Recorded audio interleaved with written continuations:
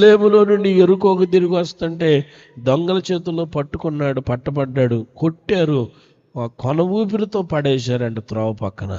పడిపోయిన వాడిని పడిపోయినట్టుగా యాజకుడు దాటి వెళ్ళాడు, లేవీయుడు దాటి వెళ్ళాడు, అందరూ దాటి వెళ్ళారు. కానీ మంచి సమరయుడని యేసయ్య దాటి వెళ్ళలేదు. ఆయన గాయాలు కట్టాడు. ఈరోజు నీ గాయాలు కడతాడు దేవుడు. నీ గాయాలు ఏవైతే ఉన్నాయో ఆ గాయాలన్నీ ఆయన కట్టి నిన్ను పూటకోని వారి ఇంటికి ఆయన చేర్చునుగాక, దేవుని మందిరంలోకి చేర్చునుగాక. పూటకోని ఇల్లే దేవుని మందిరం. ఇక్కడ ఆదరణ ఉంటుంది, ఇక్కడ నెమ్మది ఉంటుంది, ఇక్కడ దేవుని మాటలు దొరుకుతాయి, ఇక్కడ గొప్ప ధైర్యం దొరికింది. చాలామంది దేవుని మందిరానికి రావటానికి ఇష్టపడరు. ఏదో ఒక ఆదివారం మొక్కుబడికి వచ్చి వెళ్ళిపోతారు. కానీ ఏ పూటకు ఆ పూట దేవుని వాక్యాన్ని వింటూ ఉన్నప్పుడు మన గుండెల్లో కొండంత